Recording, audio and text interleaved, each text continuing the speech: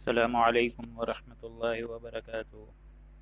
الحمد للہ نحمده ونستعینه ونستغفره ونؤمن به ونتوکل علیہ، نعوذ باللہ من شرور انفسنا ومن سیئات اعمالنا، من يهده الله فلا مضل له ومن يضلله فلا هادي له، ونشهد ان لا اله الا الله وحده لا شريك له، ونشهد ان محمدا عبده ورسوله، اما بعد، فاعوذ باللہ من الشیطان الرجیم، بسم اللہ الرحمن الرحیم، رب اشرح لي صدری ویسر لي امری واحلل عقدۃ من لسانی یفقهوا قولی، ربنا ظلمنا انفسنا وان لم تغفر لنا وترحمنا لنكونن من الخاسرین،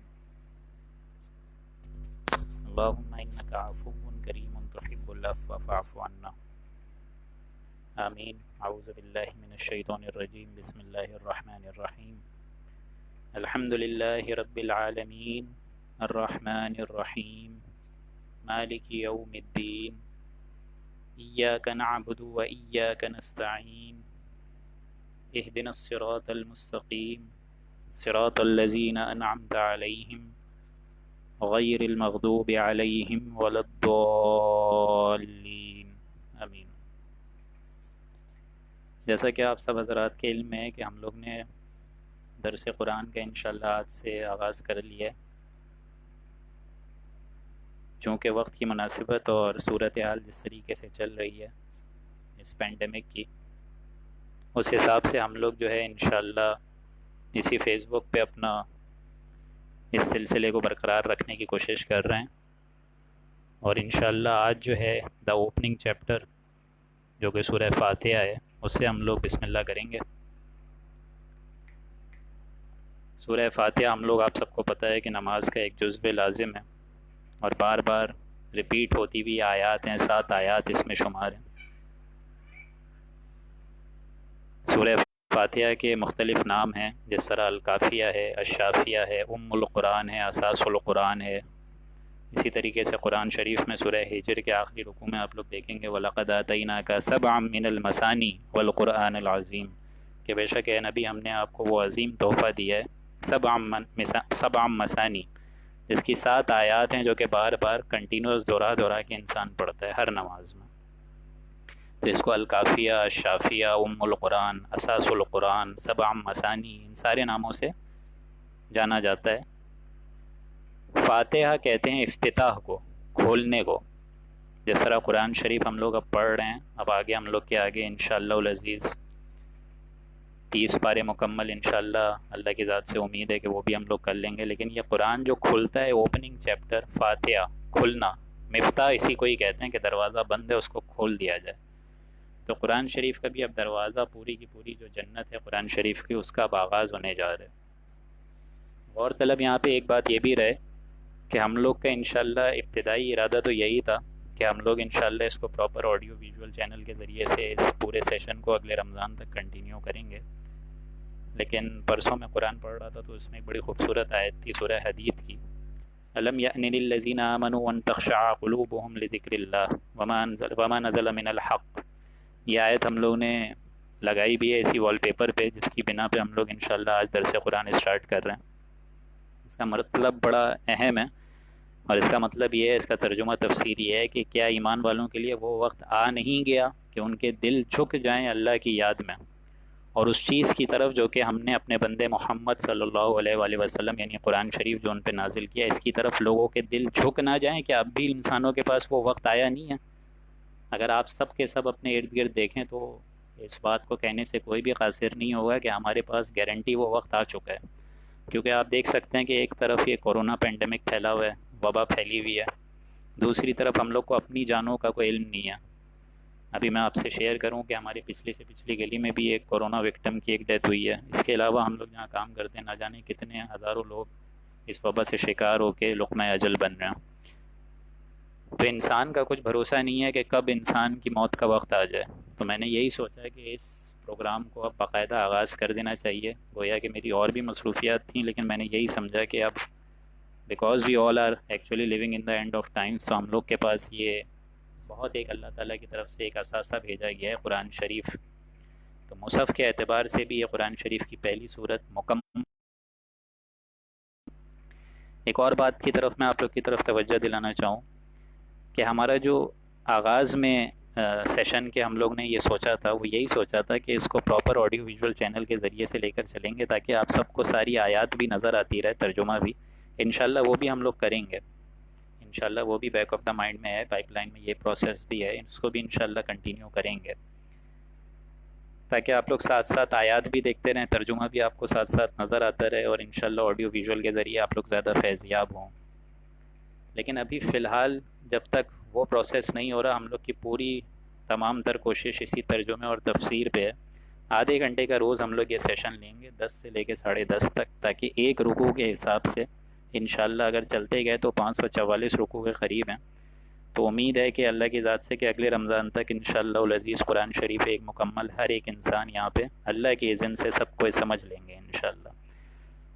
قرآن کے ابتدائی 4 یا 5 لیکچرز مجھے لینے تھے کہ قرآن ہے کیا، اور ہمارا ایمان کس نوعیت کا اس قرآن شریف اللہ کی کتاب پہ ہے، کس قسم کا ایمان ہمارا ہے اور کس قسم کا ایمان اللہ تعالیٰ چاہتا ہے کہ ہونا چاہیے۔ ان دونوں میں زمین آسمان کا فرق ہے۔ چنانچہ یہ 4 لیکچرز انشاءاللہ جب ہم لوگ پراپر آڈیو ویژول کا آغاز کریں گے تب ہم لوگ اس میں بتائیں گے کہ قرآن شریف کی مصحف کیا ہوتی ہے، قرآن شریف کی شان نزولی کیا ہے، یہ سب مختلف ایک ٹرمز ہیں۔ اسی طریقے سے التذکیر بے ایام اللہ اور التذکیر بے اعلیٰ اللہ، یہ سب مشکل ٹرمز ہیں، یہ آپ کو انشاءاللہ سیکوینشلی سب سمجھ آ جائے گا۔ تو بسم اللہ کرتے ہیں۔ اعوذ باللہ من الشیطان الرجیم، بسم اللہ الرحمن الرحیم۔ میں نے بتایا کہ اس سورہ فاتحہ کے مکمل نام ہیں، کافی نام ہیں، جن میں سے الکافیہ، الشافیہ، القرآن، یعنی پوری قرآن کی جو ہے یعنی ماں ہے، وہ یہ سورہ فاتحہ ہے۔ اساس القرآن، جو اصل اثاثہ ہے، لب الاباب جو ہے، جو اس کا کلائمیکس ہے، وہ سورہ فاتحہ ہے۔ اسی طریقے سے ایک حدیث سے بھی اس کو الصلاح قرار دیا گیا ہے، یعنی اسلوب دعائیہ جو ایک اسٹائل ہے، وہ اس منفرد سورہ کا اسلوب جو ہے وہ دعائیہ ہے، یعنی اس میں اللہ تعالیٰ اور بندے کے بیچ میں ایک دعا ہے۔ اصل نماز اسی کو قرار دیا گیا ہے، حدیث سے مطابق ہے الصلاح، جو شخص اس کی تلاوت نہ کرے تو اس کی تو نماز ہی نہیں ہے۔ یہاں 3 قول میں آپ لوگ کے سامنے رکھنا چاہتا ہوں، 3 مختلف اماموں کے، امام مالک کے، امام شافعی کے اور فقہ حنفیہ کے۔ چنانچہ یہ سارے کے سارے بڑے بزرگان دین ہیں، تو میں اپنی طرف سے اس میں کوئی ایڈیشن نہیں کروں گا، جو ان کے قول ہیں میں آپ لوگ کے سامنے پڑھ کے بتا دیتا ہوں کہ ایک تو مقتدی ہوتا ہے جو کہ امام کے پیچھے اپنی نماز کی ادائیگی کر رہا ہوتا ہے، اس کے ساتھ جماعت میں شمار ہوتا ہے، اور ایک امام ہوتا ہے جو کہ امام تلاوت کر رہا ہوتا ہے قرآن شریف کی۔ تو 2 قسم کی ہمارے پاس نمازیں ہوتی ہیں، ایک نماز جہری ہوتی ہے جس میں امام جو ہوتا ہے وہ قرات بھی کرتا ہے، اور ایک دوسری نماز ہوتی ہے جس میں امام قرات نہیں کرتا۔ آپ لوگ کو پتہ ہے ظہر عصر میں کوئی قرات نہیں ہوتی ہے، اور اسی طریقے سے فجر، مغرب اور عشاء میں قرات ہوتی ہیں۔ امام شافعی کے مطابق انہوں نے یہ فرمایا ہے کہ جو مقتدی ہوگا، یعنی جو امام کے پیچھے ہوگا، اس کو بھی ساتھ ساتھ دھیمے آواز میں یہ پڑھنی ہے، ہلکی آواز میں پڑھنی ہے، تاکہ اس کی بھی نماز ہو سکے۔ فقہ حنفیہ کے مطابق امام کے پیچھے وہ نہیں پڑھنے کو کہتے ہیں، کیونکہ ان کے قول کے مطابق وہ یہ کہتے ہیں انصتو، کہ خاموش رہو، جب قرآن سنا جا رہا ہو تو خاموش رہو، عین ممکن ہے کہ تم پہ بھی رحمت ہو۔ یہ بھی قرآن شریف کی ایک آیت ہے۔ تو فقہ حنفیہ کے مطابق امام کے پیچھے وہ لوگ نہیں پڑھتے، امام شافعی کے مطابق جو مقتدی ہے، جو نماز پیچھے پڑھ رہا ہے، اس کو پڑھنی لازم ہے۔ اور ایک اور ہیں امام مالک، انہوں نے کہا ہے کہ خاموشی سے قرآن سنو جب بھی قرآن پڑھا جائے، وہی اس آیت کے مطابق چلتے ہیں۔ تو تمام اماموں کے، تمام جو بزرگان دین ہیں، ان کے قول مختلف ہیں، لیکن اہم حضرات جو ہیں وہ عورتوں میں ان کا شمار ہے، تو پھر ساری کی ساری عورتیں اس بات کو بھی اپنے دل میں محسوس کر لیں کہ امام سے اگر وہ جماعت کر رہی ہیں تو امام مالک کے حساب سے اس کے پیچھے اگر وہ امام مالک کے اس کانسیپٹ پہ چلیں تو خاموشی سے سننا جائز ہے۔ امام شافعی کے سامنے بھی مقتدی کو پڑھنے کی اجازت ہے۔ اسی طریقے سے اگر آپ لوگ آئزولیٹڈ ہو کے انڈیپینڈنٹ نماز پڑھ رہے ہیں، اس میں تو لازم ہے، کیونکہ ایک حدیث کے مطابق اس کو الصلاح قرار دیا گیا۔ دفعہ ہے دوستو وہ سمجھ لیجئے کیا ہے، ورنہ پھر یہ صورت سمجھ نہیں آئے گی۔ قرآن کا جو اصل فلسفہ دین ہے، اور قرآن کا جو اصل فلسفہ ہے، وہ ہے ایمانیات۔ ہمارے اندر اصل میں ایمان موجود ہے، یہ بات پہلے آپ لوگ اچھے طریقے سے سمجھ لیں۔ آپ کے اندر، ہمارے اہل و عیال کے اندر، ہمارے والدین کے اندر، جو سامعین محترم سن رہے ہیں، سب کے اندر ایمان موجود ہے، پوٹینشلی ایمان موجود ہے۔ اس کو صرف اور صرف ایکٹیویٹ کرنے کی ضرورت ہے، اور وہ ایکٹیویشن ہوتی ہے قرآن شریف سے۔ یہ سمپل کانسیپٹ ہے۔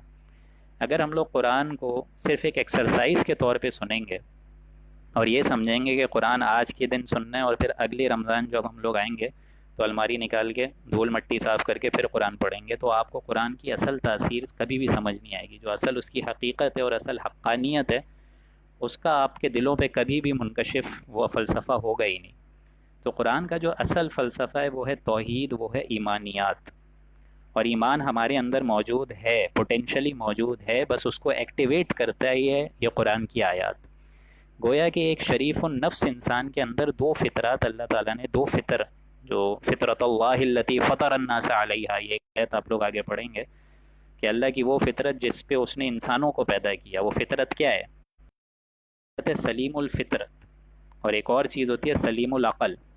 یعنی کوئی بھی انسان کے اندر از خود یہ دو چیزیں پیدائش سے لے کے آج تک موجود ہیں۔ ایک سلیم الفطرت کہ اس کا دل سلیم ہو۔ دل سلیم ہونے سے کیا مراد ہے؟ کہ اگر انسان کو اللہ کی آیات پڑھ کے سنائی جائے تو دل گواہی دے کہ یہ بات سچ ہے، اور پھر اگر انسان نہیں مانے، اپنی ہٹ دھرمی کی وجہ سے، اپنے تعصب کی وجہ سے، اپنی شہرت کی وجہ سے، اپنی اقتدار اور اقتدار کی طلب سے، اپنی دوسروں چیزوں کی محبت کی وجہ سے اس چیز کو رد کر دے، تو یہ سلیم الفطرت کے اگینسٹ جائے گی چیز۔ تو سلیم الفطرت انسان وہ ہوتا ہے جس کا دل گواہی دے دے کہ ہاں بات سچ ہے۔ قرآن شریف ابھی ہم لوگ آغاز کرنے جا رہے ہیں، اس سے پہلے میں تمہیداً یہ باتیں آپ سے کر رہا ہوں کہ ایک سلیم الفطرت شخص وہ ہوتا ہے جس کے دل کے اندر یہ ایمان آلریڈی موجود ہو، جو کہ موجود ہے۔ کیونکہ ایک حدیث سے بڑی مجھے خوبصورت حدیث یاد آئی ہے کہ حضور صلی اللہ علیہ وسلم نے فرمایا کہ ہر بچہ جو پیدا ہوتا ہے وہ بحیثیت مومن مسلم، اس کے اندر ایمان ہوتا ہے۔ یہ تو اس کے والدین ہوتے ہیں جو کہ اس کو یہودی اور نصرانی بنا دیتے ہیں۔ تو ہم سب کے اندر بھی ایمان تھا، موجود ہے، لیکن وہ ایمان ایکٹیویٹ کیوں نہیں ہو رہا؟ وہ ایمان ایکٹیویٹ اس لیے نہیں ہو رہا ہے کیونکہ ہم لوگ اس قرآن سے دور ہیں۔ تو ایک سلیم الفطرت انسان وہ ہے جس کو قرآن کی کوئی آیت سمجھ آ جائے اور دل گواہی دے دے، اور اس کے باوجود اگر وہ نہ مانے تو وہ خود جہنم کا مستحق ہوگا۔ اللہ تعالیٰ نے تو یہ چیز رکھی ہوئی تھی، رکھی ہوئی ہے۔ اور دوسری چیز ہوتی ہے سلیم العقل، جس کو اللہ تعالیٰ کہتا ہے ان السمع والبصر والفؤاد کل اولئک عنہ کان عنہ مسئولا، کہ بے شک ہم نے جو انسان کو علم دیا ہے وہ تین چیزوں سے اخذ کر کے دیا ہے، ایک سماعت یعنی سننا، ایک بصارت، والفؤاد اور ایک عقل۔ بعض اوقات ترجمہ کیا جاتا ہے دل، لیکن سمجھ لیجئے یہ آنکھیں، اسی طریقے سے ہماری اسپیچ سینٹر، بولنا، سننا، یہ جو حواس خامسہ ہے، اور اسی طریقے سے یہ پروسیس عقل میں، میموری میں اسٹور ہو کے پروسیس انفر ہوتا ہے، ان ساری چیزوں کو سلیم العقل کہتے ہیں۔ گویا کہ سلیم الفطرت اور سلیم العقل کی بنا پہ انسان از خود، بغیر کسی نبی کے وحی کے، بغیر کسی رہبر کے، کچھ حقائق تک خود بخود پہنچ جاتا ہے۔ یہ بات آپ لوگ کے سمجھ آ گئی؟ یعنی اگر ہم لوگ کا دل سلیم ہے، دل گواہی دے دے کہ ہاں بات سچ ہے، اور اگر ہماری عقل بھی اس کو تسلیم کر دے کہ ہاں بات سچ ہے، تو ان دونوں چیزوں کی بنا پہ بغیر کسی نبی کی وحی کے اور بغیر کسی رہبر حقائق تک پہنچ جاتے ہیں۔ اور وہ حقائق کیا ہیں؟ وہ حقائق یہ ہیں کہ اس کائنات کا مالک ایک ہے، اور دوسرا حقائق کیا ہے؟ دوسرا سب سے بڑا حق یہ ہے کہ اس زندگی کے بعد بھی کوئی زندگی ہونی چاہیے جہاں پہ نیکوکار کو اس کی نیکی کا بدلہ ملنا چاہیے، اور جہاں بدکار کو اس کی بدی کا بدلہ ملنا چاہیے، نتیجہ نکلنا چاہیے۔ یعنی اس زندگی کے علاوہ بھی کوئی زندگی ہے۔ سلیم الفطرت اور سلیم العقل انسان ان دو چیزوں پر خود بخود پہنچ جاتا ہے۔ کیونکہ آپ لوگ دیکھتے ہیں عام طور پہ جو اچھے طریقے کے لوگ ہوتے ہیں، انسان جو ہوتے ہیں جو کہ اچھی طریقے سے اپنی زندگی گزار رہے ہوتے ہیں، ان کو عام طور پہ دنیا میں کیا ملتا ہے؟ سوائے فاقوں کے، سوائے ذلت کے، سوائے رسوائی کے، ان سب چیزوں کے علاوہ کیا ملتا ہے؟ تو یقیناً کوئی اور زندگی ہونی چاہیے جہاں نیکوکار کو بھی اس کا اجر ملے اور بدکار کو بھی اس کا اجر دیا جائے۔ اور ظاہر بات ہے اس کائنات کا کوئی ایک مالک ہونا چاہیے جو کہ وہاں پہ فیصلہ کرے۔ تو یہ دو چیزیں آپ لوگ سمجھ لیجئے گا، سلیم الفطرت اور سلیم العقل سے انسان خود بخود کچھ حقائق کی روشنی اس پہ کھلنا شروع ہو جاتی ہے۔ جس طرح سورہ لقمان میں حضرت لقمان کا ذکر ہے، آپ لوگ اگر پڑھیں گے اس کو، ابتدائی 2-3 رکوع، اس میں حضرت لقمان کی پوری ول ہے، وصیت ہے۔ یا بنی اقیم الصلاۃ، اے میرے بچے صلاۃ، نماز قائم کرو۔ اے میرے بچے، کوئی بھی چیز خردلن، کوئی بھی چیز تم مسٹرڈ سیڈ کے برابر بھی کرو گے، یعنی چھوٹے سے چھوٹے رائی کے دانے کے برابر بھی ہم وزن کوئی عمل کرو گے، اللہ اس کو لے کر آ جائے گا۔ یعنی اس کائنات کا کوئی ایک مالک ہے، یہ ہمارا کانسیپٹ ہے۔ اب ہم نے اس کائنات کے مالک کے ساتھ کیا اپنے کانسیپٹ شمار کر لیے، وہ ایک الگ بحث ہے، لیکن بحیثیت فطرت ہمارے اندر یہ چیز موجود ہے کہ ہمارے اندر نیکی اور بدی کا ایک شعور اللہ سبحانہ و تعالیٰ کی ذات نے ودیت کیا ہوا ہے، موجود ہے۔ بس فرق یہ ہے کہ یہ قرآن اس کو ایکٹیویٹ کر دیا۔ تو یہ دو چیزیں آپ لوگ یاد رکھیے گا، سلیم الفطرت اور سلیم العقل انسان۔ یہی وجہ ہے کہ حضرت ابو بکر کے بارے میں آتا ہے، حضور صلی اللہ علیہ وسلم کہتے ہیں کہ میں نے اپنی دعوت جس کسی کے آگے بھی رکھی، اس نے کوئی نہ کوئی توقف کیا، کوئی نہ کوئی انتظار کیا، کوئی نہ کوئی سوچ و فکر کیا، غور و فکر کیا، اس کے بعد میری دعوت پہ لبیک کہا، سوائے ابو بکر کے جس نے ایک لہجے تک کا توقف نہیں کیا۔ یہاں میں نے دعوت دی اور یہاں انہوں نے کہا لبیک یا رسول اللہ۔ کیوں؟ کیونکہ ان کے اندر وہ سلیم الفطرت اور سلیم العقل شخصیت موجود تھی، پوٹینشلی موجود تھی۔ ہم سب کے اندر بھی وہ چیز پوٹینشلی موجود ہے، بس فرق یہ ہے کہ یہ قرآن اس کو ایکٹیویٹ کرے گا۔ ٹھیک ہے؟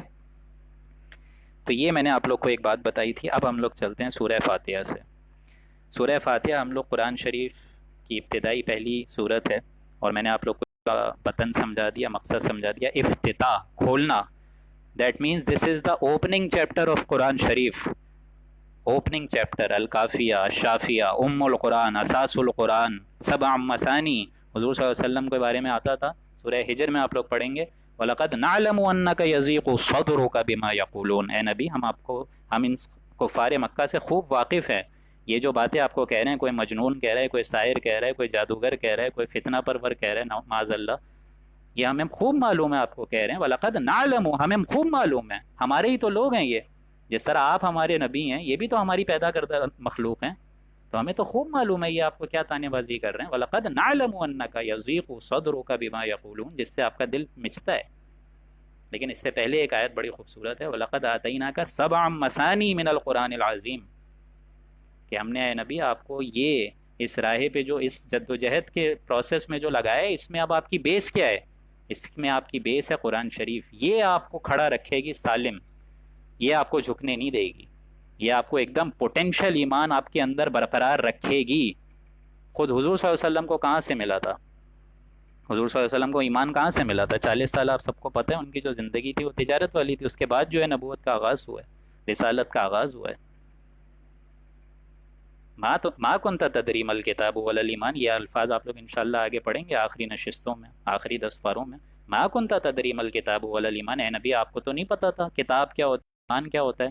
ولیکن جعلناہ نورا نہدی بہ من نشاء من عبادنا، یہ تو ہم تھے کہ ہم نے آپ کے اندر یہ ایمان جگا دیا، اب آپ ایسے روشنی کا مینار ہیں جو کہ دوسرے جہازوں کو رستہ دکھائیں گے۔ تو یہ روشنی کا مینار خود حضور صلی اللہ علیہ وسلم کو کہاں سے ملا؟ اس قرآن کے ذریعے سے۔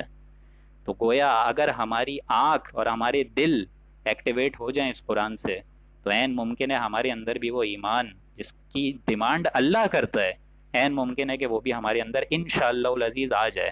اور اگر وہ ایمان آ گیا تو یقین کریں ہم لوگ کو دنیا کی سب سے عظیم ترین دولت مل گئی ہے۔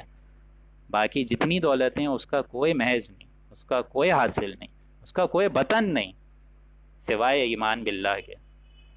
تو ہم لوگ اس بسم اللہ کرتے ہیں اس چیز پہ۔ میرے خیال سے اتنی تمہید کافی تھی، اب ہم لوگ شروعات کر رہے ہیں۔ اعوذ باللہ من الشیطان الرجیم، بسم اللہ الرحمن الرحیم۔ الحمد للہ رب العالمین، کل حمد، کل شکر، کل تعریف، کل ثنائی کس کی ہے؟ اس ذات کی ہے جو کہ رب العالمین ہے، تمام جہان والوں کا رب ہے۔ یہاں حمد کے ساتھ شکر کا لفظ ہے۔ آپ لوگ ترجمہ اگر آپ لوگوں نے قرآن ساتھ کھولا ہو آپ لوگ کو نظر آتا ہوگا ترجمہ، کل حمد اور کل ثنائی اس کی ہے جو کہ تمام جہان والوں کا رب ہے۔ میں اس میں اضافی ایک چیز ایڈ کر رہا ہوں کہ کل حمد اور شکر اس ذات کا ہے جس کو تمام جہانوں پہ فضیلت حاصل ہے، تمام جہانوں کا فضل اس کے پاس ہے۔ اب آپ تصور لگائیں کہ آپ اور میں اللہ کا حق ادا کر سکتے ہیں تعریف کا؟ آپ اور میں حق ادا کر سکتے ہیں شکر کا؟ حضور نے ایک بڑی خوبصورت دعا سکھائی ہے، ما عبدناک حق عبادتک، کہ یا اللہ آپ کی جو عبادت کا حق تھا وہ ہم نے ادا نہیں کیا۔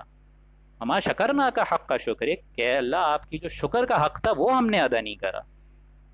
اللہ اور رسول کا حق انسان زندگی گزر جائے کبھی ادا نہیں کر سکتا. تو اس کا تقاضا کیا ہے کہ جن جن چیزوں میں اللہ تعالیٰ نے ہمیں نعمتیں دی ہیں اس کا تو شکر ہم لوگ کر سکتے ہیں کچھ حد تک. جیسے روٹی نہیں مل رہی ہے، بھوک لگ رہی ہے، اچانک اللہ تعالیٰ روٹی دے دے، کھانا دے دے، تو ہم لوگ کیا دعا پڑھتے ہیں؟ الحمدللہ الذی اطعمنا وسقانی وجعلنی من المسلمین. کے کل شکر، کل حمد اس ذات کی اور کل شکر اس ذات کا جس نے ہم لوگ کو کھانا دیا ہم جب بھوکے تھے، پانی دیا جب ہم پیاسے تھے. اسی طریقے سے یہ پینڈیمک چل رہی ہے کورونا، اس میں کیا دعا سکھائی ہے حضور نے؟ الحمدللہ الذی عافانی مما ابتلاک بہ وفضلنی علی کثیر ممن خلقنا تفضیلا. کل حمد، کل شکر، کل تعریف اس معبود ہے جس نے مجھے فضیلت دی تمام ان لوگوں پہ جن کو بیماری دی، ہمیں عافیت دی ان لوگوں پر جن کو عافیت نہیں ملی. تو یہ اللہ کا شکر ہے.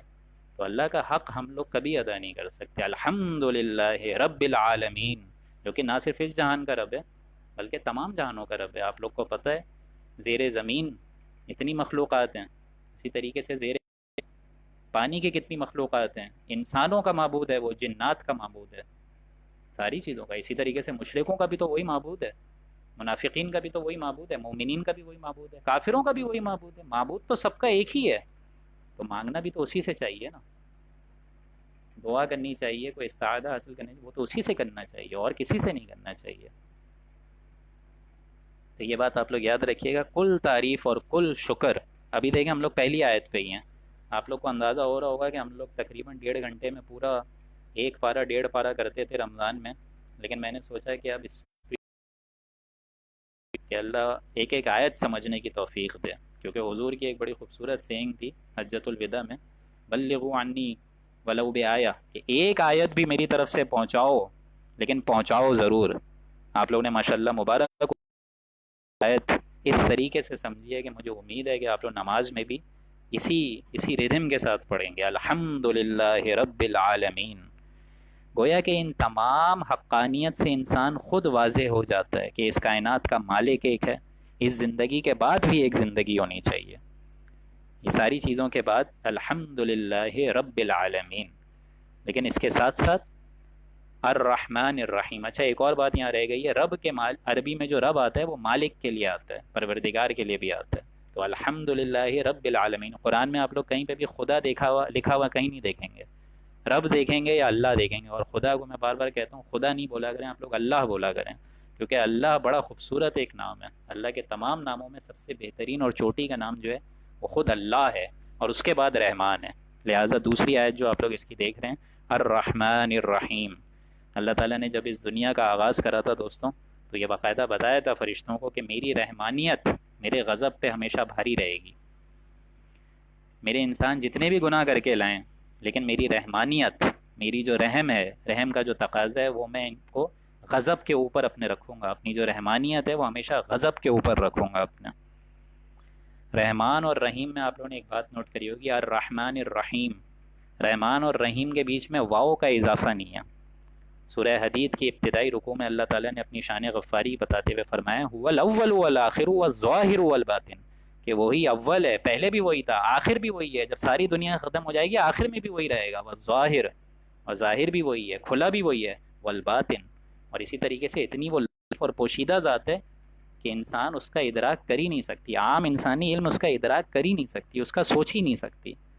تو کیا عظیم ترین وہ ہستی ہے کہ وہ الاول والآخر والظاہر والباطن، جس کے بارے میں امام شافعی کہتے ہیں کہ یہاں پہ آ کے میں رک جاتا ہوں کہ اس کی میں تعبیر کیا لکھوں، کہ ایک ذات جو کہ اول بھی ہے، آخر بھی ہے، ظاہر بھی ہے، باطن بھی ہے، اس کو میں لفظوں میں کیسے ڈھالوں. لیکن یہاں یہ لفظ سمجھ آ جاتے ہیں رحمان الرحیم. رحمان اور رحیم کے بیچ میں واو نہیں ہے.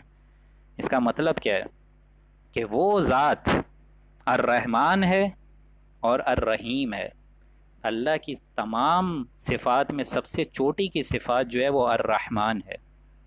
ٹھاٹے مارتے ہوئے سمندر کی طرح اس کی رحمت ہر جگہ موجود ہے.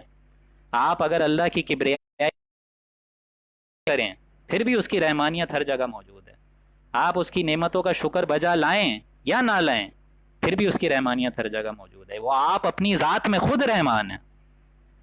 اس کی سمندر کی ٹھاٹے مارتے ہوئے، جس طرح ایک سمندر ٹھاٹے مارتے ہوئے جوش مارتے ہوئے آ رہا ہوتا ہے، رحمان. اسی وجہ سے الرحمن علم القرآن خلق الانسان، یہ تین چوٹی کے علم ہیں جو کہ اللہ تعالیٰ نے ہمیں اس سورہ رحمان میں سکھائے ہیں۔ اللہ کی ذات میں سب سے پوٹینشیل صفات جو کہ وہ کہہ رہا ہے کہ میری رحمانیت میرے غضب پہ بھاری رہے گی، وہ رحمان ہے، الرحمن۔ اللہ کے تمام علوم میں سب سے چوٹی کا علم علم القرآن، قرآن ہے۔ وہ انیٹمی نہیں ہے، وہ فزیو نہیں ہے، وہ بایو کیمسٹری نہیں ہے، وہ ڈاکٹری نہیں ہے، وہ انجینئرنگ نہیں ہے، وہ کامرس نہیں ہے، وہ بی ایس نہیں ہے، وہ سائنس نہیں ہے، علم القرآن۔ اور اللہ کی تخلیق میں سب سے چوٹی کی تخلیق خلق الانسان، یہ انسان جس کے اندر میں نے نیکی اور بدی کا ایک شعور رکھا ہے۔ یہ اتنی کوئی گھٹیا چیز نہیں ہے جس کا نتیجہ نہیں نکلے گا، اس کا نتیجہ نکلے گا۔ یہ کائنات میں نے عبث نہیں پیدا کری ہے، اس کا نتیجہ نکلے گا، اور اس نتیجے کو نکلنے کے لیے میری رحمان ذات کا ہونا ضروری ہے، الرحمن الرحیم۔ لیکن ساتھ ساتھ رحمان کے کیا ہے؟ رحیم، یعنی اللہ کی رحمانیت کا مظہر عتم ہے وہ رحیم سے پورا ہوتا ہے، بیک وقت موجود ہے۔ یہ دیکھیں سائملٹینیسلی رحمان والرحیم نہیں بولا اللہ نے، الرحیم ساتھ ساتھ ملایا۔ سورہ حدید میں ساتھ ساتھ نہیں ملایا، هو الاول والآخر والظاہر والباطن، وہی اول ہے وہی آخر ہے، وہی ظاہر ہے وہی باطن ہے۔ اول اور آخر ساتھ ساتھ کیسے ہو سکتے ہیں؟ ظاہر اور باطن ساتھ ساتھ کیسے ہو سکتے ہیں؟ لیکن رحمان اور رحیم ساتھ ساتھ ہو سکتے ہیں۔ کیسے؟ وہ سمندر جو کہ ٹھاٹے مارتے ہوئے سمندر ہے، وہ اللہ کی رحمانیت کا مظہر عتم ہے، لیکن آپ لوگ دیکھتے ہیں اللہ کی ذات میں ایک دریا کی طرح ایک ٹھہراؤ بھی تو ہے، یعنی وہی رحمانیت، اس کی رحمت کا تقاضا یہ ہے کہ اس کی رحمانیت میں ایک دوام ہے، ایک تسلسل ہے، ایک مقدار ہے، اندہ بے مقدار، کہ ہم ہر چیز ایک اندازے کے حساب سے نازل کرتے ہیں۔ یہ پینڈیمک جو ہے، امید ہے انشاءاللہ اللہ تعالیٰ اس کو کل ختم کر دے، امید ہے 10 سال بعد ختم کرے، اللہ عالم، لیکن یہ اللہ کے علم میں، اللہ کے علم کے علاوہ اللہ کے تو آنے واحد میں سب کچھ سامنے موجود ہے۔ ہم لوگ اس کو بڑی انہونی بات سمجھتے ہیں، لیکن اللہ کے تو آنے واحد میں دوستوں سب موجود ہے، پریزنٹ پاسٹ فیوچر سب موجود ہے اللہ کے آنے واحد میں۔ الرحمن الرحیم، تو یہ دو آیت آج میرے خیال سے آ گئی ہوگی۔ الحمدللہ رب العالمین، کہ تمام حمد، تمام ثنائی، تمام شکر اور تمام تعریف کا سرچشمہ حق وہ خود اللہ کی ذات ہے جو کہ رب العالمین ہے، تمام جہانوں پہ اس کو فضیلت حاصل ہے، تمام جہانوں کا علم اس کے پاس ہے، تمام جہانوں کا پیدا کرنے والا ہے وہ۔ الرحمن الرحیم، وہ مالک ہے جو کہ رحمان بھی ہے اور رحیم بھی ہے۔ لیکن آپ لوگ یہ دیکھیں کہ وہ رحمان ذات وہ انسانوں سے بھی تو تقاضا کرتی ہے نا کہ ہم بھی انسانوں کے مابین رحم رکھیں۔ ہم لوگ تو رحم نہیں رکھتے ہیں، ہم لوگ بہت الٹی چیز کرتے ہیں۔ تو وہ رحمان ذات، اسی وجہ سے کہا جاتا ہے نا کہ اللہ کے عرش کے سائے کے نیچے وہ بھی ہوں گے جو کہ حقوق العباد جو ہے بہت اچھے طریقے سے ادائیگی کریں گے، جو کہ صلح رحمی کریں گے، قطع رحمی نہیں کریں گے۔ الحمدللہ رب العالمین الرحمن الرحیم، تیسری آیت، مالک یوم الدین، اس کائنات کا مالک ایک ہے، اس زندگی کے بعد بھی ایک زندگی آنی ہے۔ مالک یوم الدین میں آپ لوگ یہ پہلے سمجھ لیجئے مالک کس کو کہتے ہیں۔ کل اختیار، کل اقتدار، کل مالک جزا اور سزا کے دن کا وہ اللہ تعالیٰ کی ذات ہے۔ اور مالک یوم الدین میں دین کہتے ہیں بدلے کو۔ کیسا بدلے کا دن آنے والا ہے؟ کون سا عظیم ترین دن آنے والا ہے جس کی محنت ہم لوگ کر رہے ہیں؟ اس کے بارے میں تو آتا ہے کہ جیسا کرو گے ویسا بھرو گے، تو بدلے کا دن تو آنے والا ہے۔ نیکی اور بدلی کا پلڑا، نیکی اور بدی کا جو پلڑا ہے وہ اس دن قائم ہونے والا ہے۔ اس سے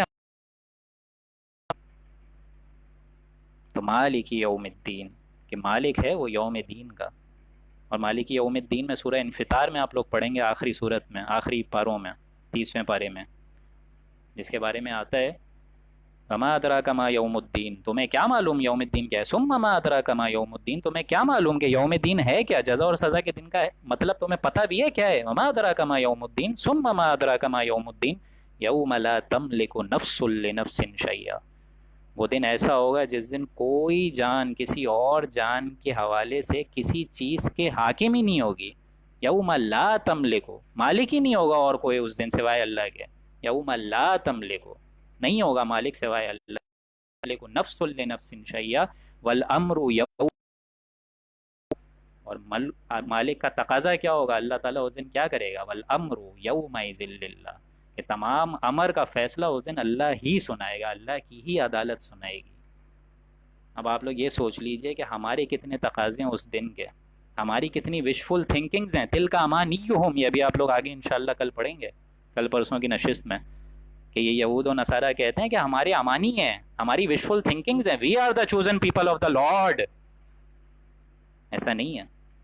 اسی طریقے سے ہمارے بھی یہ کانسیپٹ ہے، ہم کچھ بھی کر لیں لیکن تیرے محبوب کی امت میں سے ہیں، چاہے شرابی ہوں، چاہے زانی ہوں، چاہے ڈاکو ہوں، چاہے چور ہوں، چاہے ماسک 5 روپے کا 100 روپے میں بیچ رہے ہوں، چاہے ہر قسم کی وہ حرکتیں کر دی ہوں جو کہ قوم عاد، قوم سمود، قوم لوط نے کری ہے، جس کی وجہ سے وہ نسیہ منسیہ کر دیا گیا ہے، لیکن پھر بھی تیرے محبوب کی امت میں سے ہیں۔ یہاں اللہ تعالیٰ قرآن چیخ چیخ کے بول رہا ہے مالک یوم الدین، اس دن کا مالک، جزا اور سزا کے اختیار کا کل مختار، خود مختار ذات وہ اللہ کی ذات ہے اور کسی کی ذات نہیں ہے۔ ہمارا لیکن کانسیپٹ الگ ہوتا ہے، ہمارے شفاعت کے کانسیپٹ الگ ہیں۔ شفاعت کاملہ اور شفاعت حقہ کا تو ایک دم الگ کانسیپٹ ہے، وہ انشاءاللہ آپ لوگ آیت الکرسی میں پڑھیں گے، لیکن ہمارا کانسیپٹ آپ لوگ دیکھ لیجئے۔ یہاں قرآن چیخ چیخ کے بول رہا ہے مالک یوم الدین، مالک اس دن کا اللہ ہے بھائی، اور کوئی مالک نہیں ہوگا اس دن۔ آگے جا کے آپ لوگ سورہ نبا میں پڑھیں گے عما یتساءلون عن النبأ العظیم الذی هم فیہ مختلفون، اور آگے جا کے اللہ تعالیٰ بتائے گا آخر میں اس کے یوم لا تملک نفس لنفس شیئا والامر یومئذ للہ، یہ تو سورہ انفطار میں پڑھیں گے آپ لوگ، لیکن سورہ نبا میں آپ لوگ کیا پڑھیں گے؟ لا یتکلمون، اس دن کوئی جان بولنے تک کی ہمت نہیں کر پائے گی، شفاعت تو بہت دور کی بات ہے، بولنے تک کی، اللہ تعالیٰ کے آگے جواب دینے تک کی ہمت نہیں کر پائے گی۔ لیکن ہمارے کانسیپٹس الگ ہیں، ہماری وشفل تھنکنگز الگ ہیں، ہمارے فیصلے کہیں اور طے پائے جاتے ہیں، ہم لوگ دل سے نہیں سوچتے، ہم لوگ بس یہ کانوں سے جو سنتے ہیں اسی پہ ہی بھروسہ کر لیتے ہیں۔ مالک یوم الدین، اس کا مطلب کیا ہے کہ اللہ تعالیٰ اس دن جزا اور سزا کا مالک ہے اور کوئی مالک نہیں ہے۔ آپ خود سوچیں کہ اللہ کی بارگاہ میں کھڑا ہو کے کوئی شخص وہاں یہ بول سکے گا یا اللہ تعالیٰ تو نہیں جانتا، نعوذ باللہ میں زیادہ جانتا ہوں؟ ایسا کوئی بول سکتا ہے؟ ایسا کوئی نہیں بول سکتا۔ مالک یوم الدین، جزا اور سزا کے دن کا مالک۔ اور اس دن یہ بھی ہوگا، ایک اور واقعہ مجھے یاد آئی ہے اس کی مناسبت سے، جب اللہ تعالیٰ تمام دنیا کو تباہ و برباد کرے گا، جو قرے آپس میں ٹکرائیں گے، قیامت کا دن قائم ہوگا، اس دن اللہ تعالیٰ تمام مخلوقات کو مارے گا، ایک ایک کر کے، میکائیل، اسماعیل، جتنے پیغمبر ہیں سب کو، جو ابھی موجودہ اس میں ہیں، عرش پہ ہیں، اسی طریقے سے میکائیل علیہ السلام ہیں، اسرافیل علیہ السلام ہے، حضرت اسرائیل علیہ السلام ہے، کچھ فرشتے بارشوں کے اتارنے پہ ممنون ہوئے ہوئے ہیں، یہ ساری چیزیں ہیں، لیکن اللہ تعالیٰ سب کو ایک ایک کر کے مارے گا۔ اینڈ میں ملک الموت جو کہ حضرت اسرائیل علیہ السلام ہے وہ رہ جائیں گے، اور ان کو کہے گا اللہ تعالیٰ کون باقی؟ تو اللہ تعالیٰ کے وہ بندے کیا کہیں گے؟ وہ فرشتہ کہے گا حضرت اسرائیل کہ اللہ تعالیٰ میں نے سب کی جانیں نکالی، آج اب میں ہی باقی ہوں۔ فَلْيَمُتْ، اللہ تعالیٰ کہے گا مرو، تم بھی مر جاؤ آج، کہ تم بھی میری ایک مخلوق ہو۔ میرے عرش کے نیچے اگر کوئی زندہ رہتا تو وہ صرف حضور صلی اللہ علیہ وسلم کی ذات ہوتی، لیکن ان کو بھی میں نے موت کا مزہ چکھایا، لیکن آج کے دن سب مریں گے۔ اور جب یہ حضرت اسرائیل علیہ السلام پھر ان کو موت آئے گی تو ان کا جو سور ہے وہ ایک طریقے سے جو سور ہوگا جس میں پھونکا جائے گا، وہ سور کا پورا عرش کے ساتھ جا کے اللہ کی ذات باری تعالیٰ کا جو عرش ہے وہاں سے جا کے چپک جائے گا، اور پھر اللہ تعالیٰ کہے گا لمن الملک اليوم، آج کے دن کس کی بادشاہی ہے؟ تم بڑے اکڑتے تھے روئے زمین پہ، فرعون کہاں پہ، نمرود کہاں پہ، یہ قریش کے بڑے بڑے سردار کہاں پہ ہیں؟ لمن الملک اليوم، آج کے دن کس کی بادشاہی ہے؟ اب کون جواب دے گا؟ کوئی جواب دینے والا ہے ہی نہیں، تو اللہ خود کہے گا للہ الواحد القہار، آج کے دن اس کی بادشاہی ہے جو کہ واحد ہے، اکیلا ہے، تنہا ہے، قہار، اور پورے طریقے سے تم لوگوں کے اوپر چھایا ہوا ہے۔ مالک یوم الدین۔ اب آپ لوگ یہاں دیکھیں گے ان تین چیزوں پہ، الحمدللہ رب العالمین، الرحمن الرحیم، مالک یوم الدین، ان تین چیزوں کے بعد اللہ تعالیٰ سے انسان دعا کرتا ہے۔ اب یہاں سے آپ لوگ دیکھیں گے خطاب جو ہے وہ چینج ہو رہا ہے۔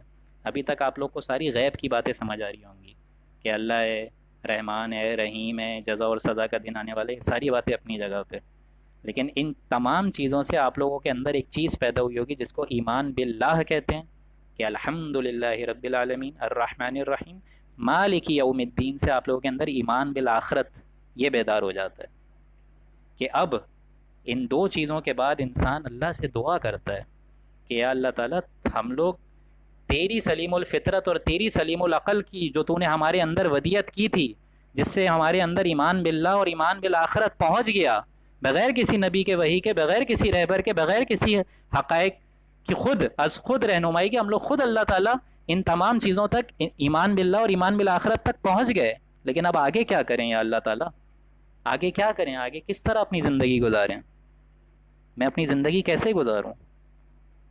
اب مجھے نہیں پتا کون سا دین ہے، کون سا سیدھا دین ہے، میں اپنی زندگی کیسے گزاروں؟ عین ممکن ہے میں ادھر ادھر راستوں پہ پگ ڈنڈیوں پہ نکل جاؤں، تو میں اپنی زندگی کیسے گزاروں؟ تو اب کیا کیا جائے؟ اب تفصیلی ہدایت اللہ تعالیٰ فرما رہا ہے چوتھی آیت میں، ایاک نعبد و ایاک نستعین۔ اب انسان دعا کرتا ہے اللہ سبحانہ و تعالیٰ کی ذات سے کہ یا اللہ تعالیٰ ایاک نعبد و ایاک نستعین۔ اب یہاں سے آپ لوگ دیکھیں گے کلام کی ایک نیو ڈائمنشن، ایک نیا رخ آ رہا ہے۔ اس سے پہلے غائبانہ اسٹائل تھا، اب خطاب آ رہا ہے، ایاک نعبد و ایاک نستعین، کہ اے رب ہمارے، ہم تیری ہی عبادت کرتے ہیں اور کریں گے، تیری ہی بندگی کرتے ہیں اور کریں گے، وَإِيَّاكَ نَسْتَعِينُ، اور صرف تجھی سے مدد چاہتے ہیں، مانگتے ہیں اور مانگیں گے، صرف تجھی سے اپنی درخواست پیش کریں گے اور کرتے رہیں گے، کرتے تھے اور کرتے رہیں گے، اس میں ہمارے بیچ میں اور کوئی نہیں آ سکتا۔ یہ ایک کانٹریکٹ ہے دوستوں، یہ جو آتا ہے نا قرآن میں کہ انہوں نے اپنے عہد کو توڑا تو ہم نے ان کو سزا دی پچھلی قوموں کو، تو ہماری بھی تو یہ قوم ہے نا، ہماری بھی تو یہ امت ہے نا، امت مسلمہ، کنتم خیر امہ، تم لوگ بہترین امت بنائے گئے ہو، تو تم لوگ کا معاہدہ سب سے بڑا کیا ہے؟ ایاک نعبد و ایاک نستعین۔ اللہ تعالیٰ ہم اپنی باسز کی نہیں سنیں گے، ہم کسی اور شریک کی نہیں سنیں گے، ہم کسی اور چیز کی نہیں سنیں گے، ہم صرف تیری ہی عبادت اور بندگی کرتے ہیں، کریں گے، صرف تجھی سے مدد مانگتے ہیں، چاہتے ہیں اور مانگتے رہیں گے، وَإِيَّاكَ نَسْتَعِينُ۔ یہ ایک عہد ہے، یہ ایک ترازو ہے دوستوں، یہ ایک معاہدہ ہے اللہ اور بندے کے بیچ میں۔ اس سے پہلی تین آیات میں آپ لوگوں نے دیکھا ایمان باللہ اور ایمان بالآخرت آ گیا، الحمدللہ رب العالمین سے ایمان باللہ، الرحمن الرحیم سے ایمان باللہ، مالک یوم الدین سے ایمان بالآخرہ۔ اب انسان دعا کرتا ہے، جس طرح روایتوں میں بھی آتا ہے کہ حضور صلی اللہ علیہ وسلم سے پہلے جو انسان تھے سلیم الفطرت اور سلیم العقل، وہ بھی ان تین چیزوں پہ پہنچ گئے تھے، لیکن بیت اللہ کا پردہ پکڑ کے دعا مانگتے تھے کہ یا اللہ تعالیٰ ہم مانتے ہیں، ہم جانتے ہیں کہ اس کائنات کا مالک ایک ہی ہے، اس زندگی کے بعد بھی ایک زندگی آنے والی ہے، نیکی اور بدی کا نتیجہ نکلنے والا ہے، لیکن میں کیا کروں، مجھے راستہ پتہ نہیں ہے، میں کیا کروں؟ اس ٹائم تو شریعت محمدی نہیں آئی تھی، تو میں کیا کروں یا اللہ تعالیٰ؟ تو ہم دعا کرتے ہیں ایاک نعبد و ایاک نستعین، کہ اللہ تعالیٰ ہم تیری ہی عبادت کرتے ہیں اور تجھی سے مدد چاہتے ہیں، اور صرف تیری عبادت کریں گے اور صرف تجھی سے مدد چاہیں گے۔ تو یہ اللہ کا فضل و کرم ہوتا ہے کہ اللہ ہم یہاں تک تو پہنچ گئے، لیکن آگے تو نے فطرت سلیمہ اور فطرت عقل ہم تک پہنچا دی تھی، اس کے ذریعے سے ہماری تمام ضروریات پوری ہوئیں، اور ہم اس نتیجے پہ پہنچ گئے کہ اب ہمیں تو راستہ دکھائے گا، اب ہماری انگلی پکڑ کے تو ہمیں سیدھے راستے تک چلائے گا انشاءاللہ۔ ایاک نعبد و ایاک نستعین۔ تو انسان اب دعا کیا کرتا ہے؟ اب دعا یہ کرتا ہے جس پہ اللہ رہنمائی دیتا ہے، اہدنا الصراط المستقیم، تو یا اللہ ہمیں اس راستے تک پہنچا جو کہ ایک دم سیدھا ہے، ہمیں ہدایت دے دے اس راستے کی طرف جو کہ سیدھا ہے، نہ معلوم ہم کس پک ڈنڈی پہ نکل جائیں اور عین ممکن ہے جہنم کے ایندھن بن جائیں، لیکن یا اللہ تعالیٰ تو ہمارا ہاتھ پکڑے گا، ہماری انگلی پکڑ کے سیدھے راستے پہ چلائے گا، تو عین ممکن ہے ہم لوگ سیدھے راستے تک پہنچ جائیں۔ جس طرح حضور بھی کہتے تھے کہ میری امت 73 فرقوں میں بٹے گی اور صرف ایک فرقہ جنتی ہوگا۔ کسی صحابی نے یہ نہیں پوچھا کہ کون سا فرقہ ہوگا، کسی نے یہ نہیں پوچھا اہل دیوبند ہوں گے، سنی ہوگا، شیعہ ہوگا، اہل وابی ہوں گے، یہ سب ہمارے مارکیٹ میں سب چل رہا ہے، آپ لوگ دیکھ سکتے ہیں۔ کوئی ایک شخص بھی ممبر پہ بیٹھ کے اللہ کا کلام پیش نہیں کر رہا، بہت کم و بیش ہیں، کوئی ایک شخص بھی، میجورٹی سب کے سب فرقہ واریت لا رہے ہیں، میجورٹی لسانیت لا رہی ہے، کوئی ایک شخص بھی آپ لوگ کو آج کے زمانے میں کم و بیش 100 میں سے ایک یا دو، اکا دکا وہ ملیں گے جو کہ ممبر رسول پہ بیٹھ کے قرآن پیش کر رہے ہوں، سوری ٹو سے دس، لیکن ہر کوئی اپنے اپنے فرقے واریت کو پروموٹ کر رہا ہے۔ اس میں تن من دھن لگا رہے ہیں، وطن کی نیشنلزم تو اس میں لگا ہوئے. لیکن قرآن جس کو اللہ تعالیٰ یہاں چیخ چیخ کے بتا رہے اہدنا الصراط المستقیم، کہ اللہ تعالیٰ ہم نہیں جانتے وہ راستہ، تو ہماری انگلی پکڑ کے ہمیں سیدھے راستے کی طرف لے کر چلے جا. اور یہ ہدایت تو قدم قدم پہ ہے. ہدایت کے دو رخ آپ لوگ سمجھ لیجیے، اور وہ جو دوسرا رخ ہے اس کے مزید تین رخ ہیں.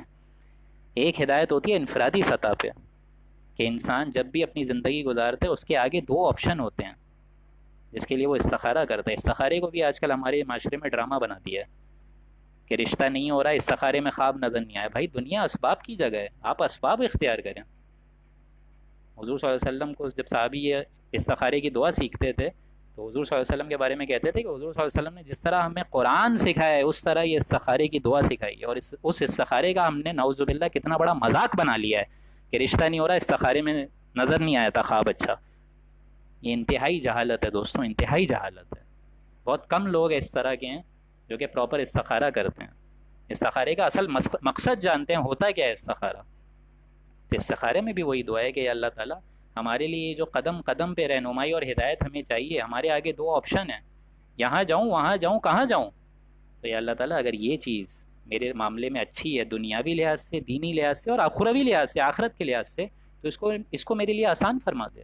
اور اگر یہ چیز میرے دنیاوی اور دینی اور آخرت کے لحاظ سے شر کا باعث ہے تو اس سے مجھ کو دور کر دے، اور پھر اس پہ مجھے راضی رکھ. ایسا نہیں ہو کہ اس سے دور ہو کے میں تجھ سے ناراض ہو جاؤں، رضامندی تیری اختیار نہیں کر سکوں. تو ہمیں ہدایت ہر قدم پہ چاہیے، انفرادی سطح پہ تو قدم قدم پہ ہدایت چاہیے ہم لوگوں کو، اور اجتماعی طور پہ ہدایت کے تین پہلو ہیں. نمبر 1، مرد عورت کے حقوق. مرد بھی یہی چاہے گا کہ میری بات مانی جائے، عورت بھی یہی چاہے گی میری بات مانی جائے. اب عورت کیسے ذہناً اور عقلاً تسلیم کر لے کہ میں مرد کی رعایا ہوں؟ الرجال قوامون علی النساء، ہم نے مردوں کو عورتوں پہ حاکم بنایا، کیسے مان لے عورت یہ؟ اسی طریقے سے مرد اگر اپنی پوزیشن کا غلط استعمال کرے تو اللہ کے یہاں شدید ترین پکڑ ہے اس کی. مرد کیسے تسلیم کر لے کہ میں عورت کے نیچے جھکوں گا؟ عورت کیسے تسلیم کر لے کہ میں مرد کی سرایہ بن کے زندگی گزار دوں گی؟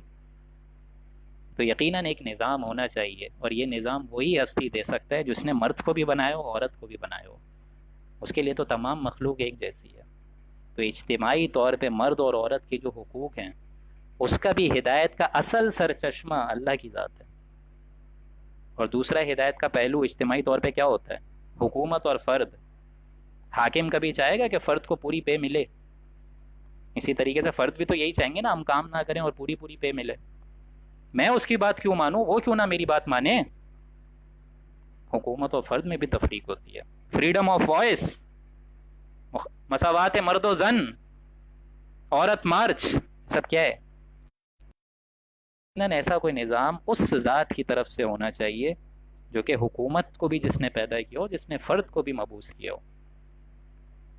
تو حکومت اور فرد کے اجتماعی طور پہ جو ہدایت کے لازم ہدایت کے پہلو ہیں وہ بھی اللہ کی طرف سے آئیں گے. اور تیسری چیز کیا ہے؟ سرمایہ اور محنت. آپ کسی جگہ اینٹ بنا کے ایک پوری بلڈنگ جمع کریں، آپ لوگ لازماً یہ چاہیں گے کہ ہمیں 10-20 ہزار اوپر ملیں. اسی طریقے سے سرمایہ کبھی نہیں چاہے گی کہ اس کا نقصان ہو، میں اس کو نفع کس طرح دے دوں. ان تمام معاملات میں اللہ تعالیٰ کا ڈر ہی نہیں ہوگا تو یہ سارے معاملات لاز بیکم لالیس. جس طرح قرآن میں آتا ہے نا کہ نکاح کرو ایک بیوی سے، چاہے 2 چاہے 3 چاہے 4، لیکن اگر انصاف نہیں رکھ سکو تو ایک سے ہی کرو. سورہ نساء کی پہلی آیتوں میں سے ہے. کیا مطلب ہے اس کا؟ اس کا مطلب یہ ہے کہ اللہ کا قانون اگر آپ نے سامنے نہیں رکھا ہوا ہے تو انسان کی پوری زندگی ایک دھوکہ بن جائے گی اور کچھ نہیں بنے گی. اگر مرد کو یہ اعتماد ہے کہ مجھے اللہ کے آگے جا کے جواب کرنا ہے، جواب دینا ہے، اسی طریقے سے عورت کو بھی ہے، تو دونوں ایک دم تیر کی طرح چلیں گے، ایک دم سیدھے چلیں گے. کیونکہ اللہ کے حقوق کو پامال نہ کیا جائے. وہ تو یہ سوچیں گے، وہ یہ تھوڑی دیکھیں گے میرے آگے شوہر ہے یا میرے آگے بیوی ہے. وہ تو اللہ کو، اگر یہ ایمان پیدا ہو جائے تو وہ تو اللہ کو دیکھیں گے. شوہر بیوی ایک دوسرے کو تھوڑی دیکھیں گے. اسی طریقے سے حکومت اور فرد ایک دوسرے کو تھوڑی دیکھیں گے. سرمایہ اور محنت ایک دوسرے کو تھوڑی دیکھیں گے. اہدنا الصراط المستقیم، قدم قدم پہ یا اللہ تعالیٰ ہم ہدایت کے پیروکار ہیں، تو ہماری انگلی پکڑ کے اگر ہمیں چلائے گا تب جا کے ہم سیدھے راستے پہ چلیں گے. تو یہ وہی ہدایت دے سکتا ہے جس نے مرد عورت کو بھی بنایا ہو، حکومت اور فرد کو بھی بنایا ہو، سرمایہ اور محنت کو بھی بنایا ہو، جو مزدور ہے اس کو بھی بنایا ہو، جو سرمایہ گر ہے اس کو بھی بنایا ہو. تو اہدنا الصراط المستقیم کہ اللہ تعالیٰ ہم راستہ نہیں جانتے، تو ہمیں راستے تک پہنچا دے. عین ممکن ہے ہم کسی اس پگڈنڈی کی طرف جائیں اور عین ممکن ہے ہم لوگ جہنم کا مستحق بن جائیں. تو یا اللہ تعالیٰ ہمیں نہیں معلوم سیدھا راستہ کیا ہے، اہدنا المستقیم. اور یہ سیدھے راستے کے اوصاف کیا ہیں؟ صراط الذین انعمت علیہم، کہ وہ سیدھا راستہ جس پہ تو نے اپنے بندوں میں سے انعام کرا. یہ انعام کس پہ کرتا ہے اللہ تعالیٰ؟ سورہ نساء کی وہ آیت مجھے یاد آ رہی ہے، من النبیین والصدیقین والشہداء والصالحین، کہ ہم انعام کرتے ہیں جن لوگوں پہ ان کو ہم روز آخرت کن لوگوں میں اٹھائیں گے؟ من النبیین، صدیقین سچوں میں، صدیقین میں، والشہداء اور شہیدوں میں، والصالحین اور عام صالح مسلمان جو ہوں گے ان میں اٹھائیں گے. تو یا اللہ تعالیٰ صراط الذین انعمت علیہم، اگر ہمارا خاتمہ کرویو تو ہمیں ان لوگوں کے ساتھ اٹھائیو. انعمت علیہم، صراط الذین انعمت علیہم، کہ اللہ تعالیٰ ہمیں جو ہے گمراہی سے بچا کے رکھ. اسی طریقے سے آپ لوگ کو وہ آیت یاد آ جانی چاہیے، غالباً سورہ زمر کی ہے، کہ اہل جنت جب جنت میں جائیں گے تو ان کا ترانہ حمد کیا ہوگا؟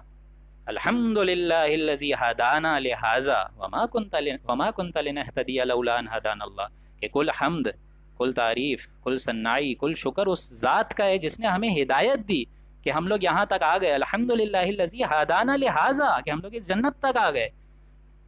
وما کننا لنہتدی لولا ان ہدانا اللہ، اگر اللہ ہی ہمیں ہدایت نہیں دیتا تو ہم لوگ یہاں تک کیسے پہنچتے؟ تو یہ ہدایت کی طلب بہت ضرورت ہے، بہت ضرورت.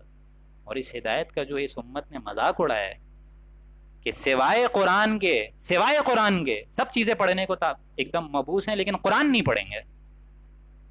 سوائے قرآن کے دنیا کے تمام علوم سیکھیں گے، قرآن نہیں پڑھیں گے.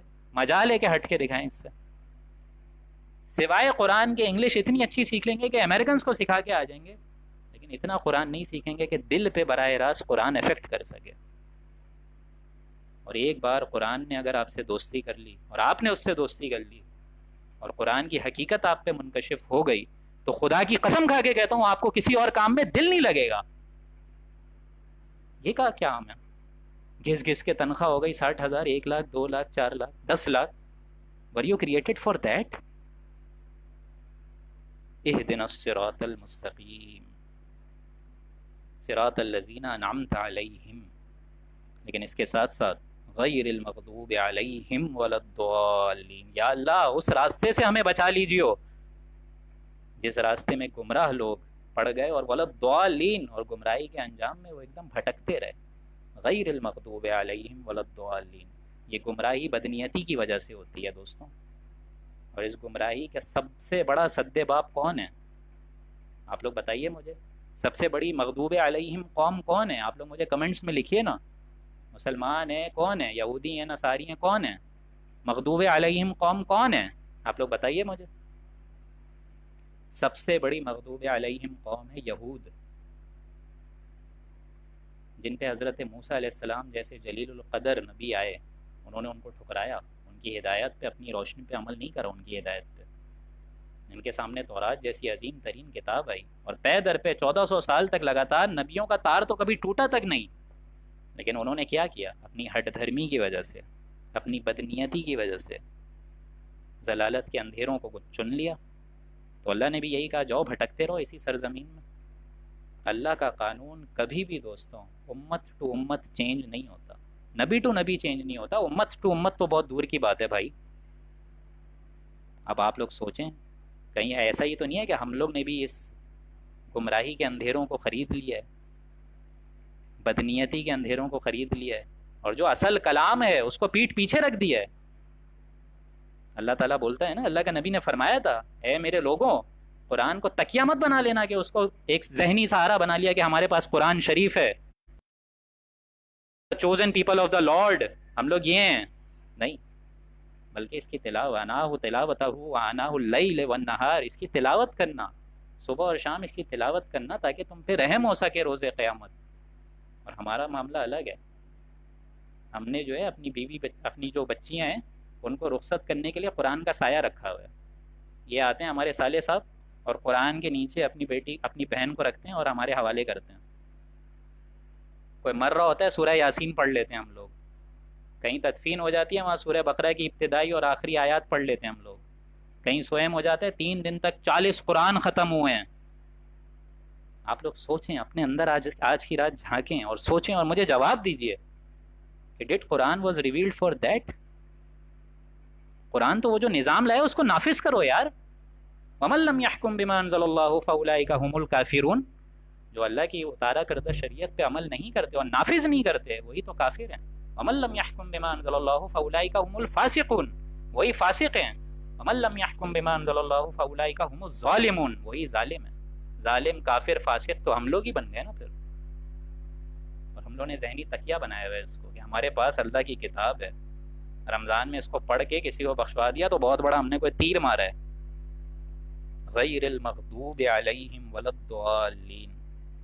گمراہی بدنیتی کی وجہ سے آپ لوگ سوچیں، ہم لوگ سوچیں، میں سوچوں کہ حق کی تلاش میں ہم لوگ کہیں وہ دلوں کی سختی اللہ تعالیٰ نے امت مسلمہ پہ بھی تو نہیں ڈال دی ہے. اور یہی الفاظ جو ہے آپ لوگ سورہ والشمس وضحاہا والقمر اذا تلاہا والضحی واللیل اذا سجا، اس صورت میں آپ لوگ پڑھیں گے، والضحی صورت میں آپ لوگ پڑھیں گے ووجدک ضالا فہدا، کہ نبی جب آپ حق کی تلاش میں تھے ووجدک ضالا، آپ کو ہدایت دی. مطلب کیا ہے اس کا؟ کہ ہدایت کا طلب ہونا ضروری ہے. ہدایت کی اگر آپ کے اندر دوستوں طلب نہیں ہے تو میں چاہے جتنی باتیں بولتا رہا ہوں سمجھ کچھ نہیں آئے گا. میں تو 1 مہینے سے بول رہا ہوں، اس سے بھی پہلے بول رہا ہوں، سمجھ کچھ نہیں آئے گا جب تک ہدایت کی طلب نہیں ہوگی.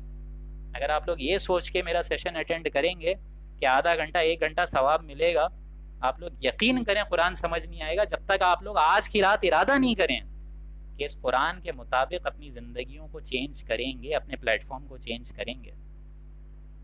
حضور کی حدیث ہے کہ جس نے قرآن کی کسی حرام کردہ شے کو اپنے لیے حلال کر دیا اس کا قرآن پہ کوئی اعتماد ہی نہیں ہے.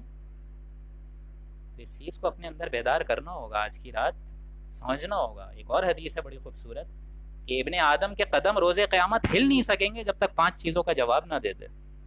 نمبر 1، جو ہم نے تمہیں عمر دی تھی، اتنی بڑی عمر سال، تم نے کیا کیا؟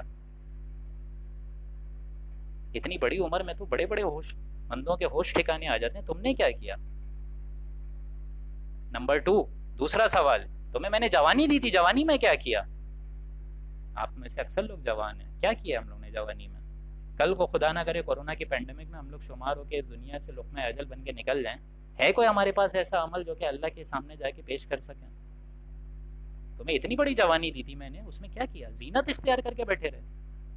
نمبر 3 سوال، 3rd کوسچن، تمہیں اتنا زیادہ میں نے مال دیا تھا، اس کا کیا کیا؟ وہ مال حقدار تک پہنچایا یا اپنی بلڈنگیں بناتے رہے، اپنے اعلیٰ سے اعلیٰ کیریئر اس میں تلاش کرتے رہے؟ نمبر 4 کوسچن، جو مال تمہیں ہم نے دیا تھا وہ تم نے کمایا کہاں سے؟ حرام سے کمایا، حلال سے؟ اور نمبر 5 سب سے امپورٹنٹ کوسچن جو کہ آج کی نشست کا ہے، تمہیں جتنا علم میں نے دیا تھا اس پہ عمل کتنا کیا؟ یہ علم آغاز ہو چکا ہے آج کی نشست سے، سورہ فاتحہ سے ہی آغاز ہو چکا ہے، علم کا دروازہ کھل چکا ہے. اس پہ عمل آپ لوگ جتنا کریں گے روز آخرت آپ لوگ اس کے جواب دہی ہیں، میں نہیں ہوں. اسی طریقے سے میرے عمل کی جواب دہی آپ نہیں کریں گے. غیر المغضوب علیہم ولا الضالین. تو اس کو ایکسرسائز مت سمجھیے دوستوں، آپ لوگ جس مشن کا حصہ بننے جا رہے ہیں یہ بہت بھاری، جس کے بارے میں سورہ حشر میں آپ لوگ پڑھیں گے کہ ہم نے اپنی امانت آسمان پہ رکھی، زمین پہ رکھی، اسی طریقے سے پہاڑوں پہ رکھی. فاشفقنا منها وحملها الانسان، سب کے سب اس سے ڈر گئے اور گھبرا گئے، لیکن انسانوں نے اس کو اٹھایا. اس ذمہ داری کو انسانوں نے اٹھایا.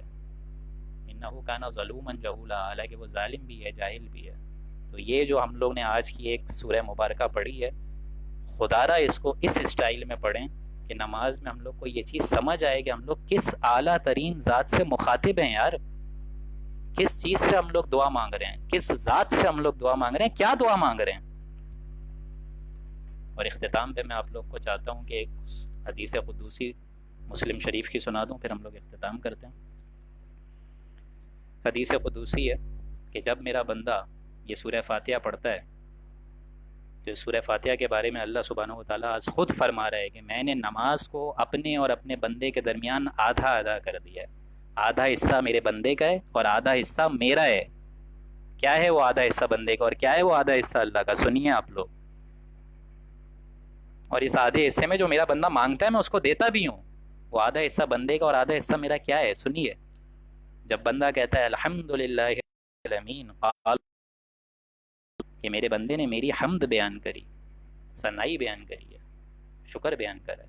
الرحمن الرحیم، جب میرا بندہ کہتا ہے الرحمن الرحیم تو میں کہتا ہوں کہ میرے بندے نے میری ثنا بیان کری ہے. مالک یوم الدین، جب میرا بندہ کہتا ہے مالک یوم الدین تو میرے بندے نے میری بزرگی بیان کری ہے، میری بڑائی بیان کری ہے. ان تین چیزوں کے بیان کرنے کے بعد میرا بندہ کیا بولتا ہے؟ ایاک نعبد. مطلب یہ جو ایاک نعبد ہے یہ بیسیکلی وہ ترازو کی بیلنس ہے جس سے آپ لوگ کا ایمان باللہ، ایمان بالآخرہ مضبوط ہو کے اب آپ لوگ دعا کریں تو اب آپ کی دعا انشاءاللہ رد نہیں ہوگی. آپ یہاں پہ نماز کے اندر دعا کر رہے ہیں ایاک نعبد و ایاک نستعین، آپ کی جو دوستی ہیں وہ اللہ کے باغیوں کے ساتھ ہے، اللہ تعالیٰ کیسے سنے گا پھر آپ کی بات؟ آپ نے اپنے نفس کو معبود بنایا ہوا ہے، اپنی دولت کو معبود بنایا ہوا ہے، جس کے بارے میں حضور نے کہا ہے کہ درہم اور دینار کا بندہ ہلاک ہو جائے، اور آپ بیٹھ کے اللہ سے قول و قرار کر رہے ہیں ایاک نعبد و ایاک نستعین کہ میں تیری عبادت کرتا ہوں اور تجھی سے مانگتا ہوں. تو آپ سے بڑا کوئی بے وقوف نہیں بیٹھا ہوگا پھر. ایاک نعبد و ایاک نستعین، یہ جو آیت ہے چوتھی آیت، ایاک نعبد و ایاک نستعین، یہ میرے اور میرے بندے کے درمیان ہے. اللہ کہتا ہے یہ میرے اور میرے بندے کے درمیان ہے اور اس نے میرے ساتھ معاہدہ کیا ہے. اهدنا الصراط المستقیم صراط الذین انعمت علیہم غیر المغضوب علیہم ولا الضالین. جب یہ تین آیت میرا بندہ کہتا ہے تو یہ میرے اور میرے بندے کے درمیان ہے، اور میں نے اپنے بندے کو دیا جو اس نے مانگا. میں نے اپنے بندے کو، اگر وہ میری مدد چاہتا ہے میں نے دی اس کو اپنی مدد، میری مدد اس کے شامل حال رہے گی. بس فرق یہ ہے کہ اس ذات سے جڑنے کی دیر ہے. ابھی آپ لوگ جڑ جائیں اور سارے کے سارے پردے اللہ تعالیٰ کھول دے گا. والذین جاہدوا فینا لنہدینہم سبلنا، وہ بھی آیت مجھے یاد آ گئی کہ جو لوگ ہماری راہ میں کوشش کرتے ہیں، کوشش تو کرو، تو ہم ان کے لیے اپنی راہیں کھول دیتے ہیں. ہر رات ہم لوگ ساتویں آسمان سے پہلے آسمان تک آتے ہیں، عرش سے باقاعدہ ڈسینڈ کرتے ہیں اور کہتے ہیں حل من مستغفر، کوئی ہے استغفار کرنے والا تو آج اس کو میں معاف کر دوں. کوئی ہے سوالی، حل من سائل کہ وہ میں اس کو سوال کو اس کی جواب دوں. کوئی ہے مغفرت طلب کرنے والا کہ میں اس کی مغفرت پہ لبیک کہوں، اس کو مغفرت دوں. ہم تو مائل بے کرم ہیں، کوئی سائل ہی نہیں، راہ دکھلائیں کسے، رہنے میں منزل ہی نہیں. تو یہ ترازو ہے. اس کے بعد اگر انسان دعا کرے تو اس کی دعا لبیک ہوگی. اور یہ بات آپ لوگ سمجھ لیجئے کہ یہ ہماری جو ذات ہے اس کے اندر بھی ایک روح انسانی موجود ہے. واقعتاً اللہ کی طرف سے دوستو جواب آتا ہے، واقعتاً اللہ تعالیٰ جواب دیتا ہے، اس میں کوئی انہونی بات نہیں ہے. اللہ بندوں سے کلام کرتا ہے، بس فرق یہ ہے کہ ہم لوگ اس ذات سے کتنا جڑ جائیں. افلاک سے آتا ہے نالوں کا جواب آخر، کرتے ہیں خطاب آخر، اٹھتے ہیں حجاب آخر. بارک اللہ لنا ولکم فی القرآن العظیم ونفعنی وإیاکم بالآیاتہ والذکر الحکیم. یہاں ہم لوگ کی اختتام ہوا ہے. کل سے انشاءاللہ العزیز ہم لوگ سورہ بقرہ اسٹارٹ کریں گے، ابتدا کریں گے، اور انشاءاللہ العزیز یہی آج تھوڑا وقت زیادہ لگ گیا لیکن یہ سورہ مبارکہ بہت اہم تھی.